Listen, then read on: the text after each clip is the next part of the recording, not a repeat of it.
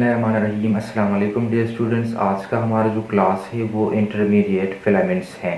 Intermediate filaments cytoskeleton की एक किस्म है जिसे से पहले तफसीली बात हम कर चुके कि साइटोप्लाज्म के अंदर कुछ एक ऐसी स्ट्रक्चर प्रोटीन्स मौजूद हैं जो कि सारे के सारे साइटोप्लाज्म में फैल चुका होता है और एक नेटवर्क और जाल-लाई स्ट्रक्चर बनाते हैं जो कि मुख्तलिफ फंक्शन वो परफॉर्म करते हैं। हमने तफसीली बात की कि कुछ ऐसे फंक्शनल और स्ट्रक्चरल प्रोटीन हैं जो कि एक चीज़ों को दूसरी जगह लेके जाते हैं, स्ट्रेंथ प्रोवाइड करते हैं, मैकेनिकल सपोर्ट प्रोवाइड करते हैं। तो आज का जो हमारा क्लास है वो साइटोस्केलेटन के एक किस्म के बारे में है जिसको हम इंटरमीडिएट फिलामेंट्स बोलते हैं। ये भी हमारे पास स्ट्रक्चरल प्रोटीन है। जैसे आप जानते होंगे प्रोटीन्स छोटे छोटे यूनिट से मिलकर बने होते हैं जिसको अमाइनो एसिड्स कहा जाता है और यही अमाइनो एसिड्स वो मिलते हैं प्रोटीन्स बनाते हैं, एक ग्लोबुलर और लीनियर पॉलीपेप्टाइड चेन्स बनाते हैं और यही पॉलीपेप्टाइड चेन्स फिर वो इकट्ठे होते हैं और या तो वो स्ट्रक्चरल प्रोटीन बनाते हैं जो कि स्ट्रक्चर वो फंक्शन जो है स्ट्रक्चर लेवल पे वो काम करते हैं। इसके अलावा कुछ ऐसे प्रोटीन्स होते हैं जो कि फंक्शनल प्रोटीन्स कहलाए जाते हैं, जैसे हमारे पास एंजाइम्स हैं जो कि मुख्तलिफ मेटाबॉलिक और कैटाबॉलिक एनाबॉलिक एक्टिविटीज़ में वो इन्वॉल्व होते हैं। तो आते हैं अपने टॉपिक की तरफ। आज का जो टॉपिक है वो इंटरमीडिएट फिलामेंट्स है। Intermediate filaments 10 nanometer in diameter है। एक्चुअली इसको इंटरमीडिएट फिलामेंट इसलिए बोला जाता है क्योंकि ये इन बिटवीन है। इंटरमीडिएट फिलामेंट्स बिटवीन है किस किस के दरमियान? माइक्रोफिलामेंट्स और माइक्रोट्यूब्यूल्स के दरमियान। ठीक है, they are intermediate between microfilaments in microtubules. ठीक है, made from special protein called vimentin. ये स्पेशल प्रोटीन से मिलकर बने होते हैं जिसको वेमिंटीन कहा जाता है और ये हमारे पास साइटोप्लाज्म में इस तरह अंदाज में फैल चुका होता है और एक नेटवर्क बनाता है, एक जाल लाइक स्ट्रक्चर बनाता है।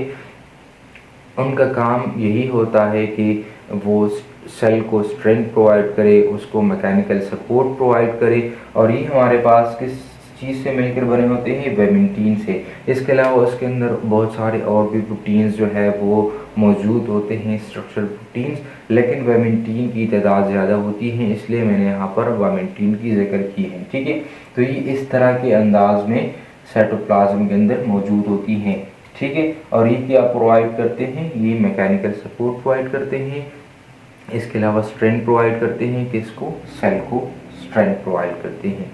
इंटरमीडिएट फिलामेंट को इंटरमीडिएट फिलामेंट इसलिए कहा जाता है क्योंकि ये बिटवीन है, यानी जो उसका कुतर है वो माइक्रोफिलामेंट्स और माइक्रोट्यूब्यूल्स के दरमियान है।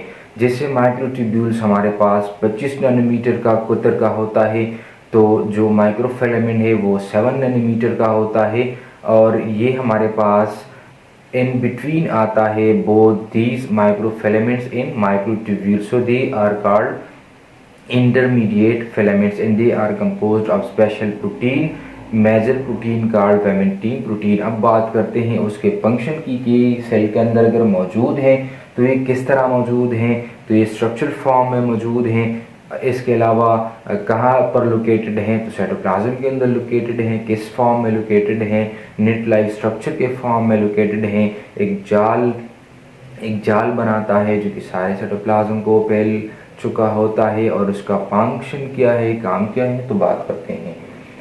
सबसे पहले it help to maintain shape of cell. ये शेप ऑफ द सेल को मेंटेन रखता है। फॉर एग्जांपल अगर एक जाल सेल के अंदर मौजूद है तो वो सेल पर क्या होगा? कोलेप्स नहीं होगा। फॉर एग्जांपल मैं एक सेल को ड्रॉ करता हूँ, ये फॉर एग्जांपल हमारे पास एक सेल है। अगर सेल के अंदर इस तरह का एक नेटवर्क मौजूद है, ठीक है, तो ये अगर एक नेटवर्क है, एक अर्धनाली है, वो अगर यहाँ पर मौजूद है तो फिर यहीं पर ये उसकी मौजूदगी होगी, यहाँ से हिलेगा नहीं। ठीक है, ये अगर एक अर्धनाली यहाँ पर मौजूद है तो यहाँ पर होगा। जैसे हम बात करते हैं कि जो यूकैरियोटिक सेल्स होते हैं उसमें न्यूक्लियस सेंटर में मौजूद हैं, तो सेंटर में क्यों मौजूद हैं? कहीं पर तो ये होना चाहिए था कि कभी सेंटर में मौजूद हो और कभी वो साइड रीजन यानी पेरिफेरी रीजन पर मौजूद हो, लेकिन ऐसा नहीं होता। ये इसलिए नहीं होता क्योंकि सेल के अंदर नेटवर्क मौजूद हैं, नेटवर्क पाम मौजूद हैं जो कि हर ऑर्गेनेली को बताता है कि आपने उस जगह पर स्टे करनी है और उस जगह तक नहीं जानी है, ठीक है। तो बिल्कुल उसी तरह ये शेप को मेंटेन रखता है, यानी हर ऑर्गेनेली को बताता है कि वो अपनी जगह पर स्टे रहे और यही ऑर्गेनेली फिर मिलते हैं और हमारे पास सेल्स बनाते हैं जो कि सेल को एक स्पेसिफिक शेप प्रोवाइड करता है। वो उसकी प्रोवाइडेंस में कौन इन्वॉल्व है, उसकी प्रोवाइडेंस में हमारे पास साइटोस्केलेटन इन्वॉल्व है और फिर उसमें एक ख़ास जो उसका किस्म है इंटरमीडिएट फिलामेंट वो इन्वॉल्व है। जो सेकेंडली हमारे पास उसका फंक्शन है provide mechanical support to the cell.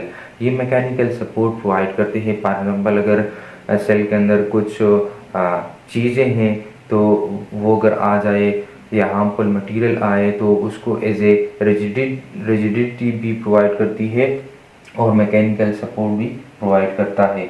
Help in attachment of muscle cell, ये मसल सेल्स में मौजूद होते हैं जो कि उसकी अटैचमेंट में हेल्प करते हैं, उसके मूवमेंट में भी हेल्प करवाते हैं, ठीक है। इसके अलावा ये help in the locomotion processes with in microtubules.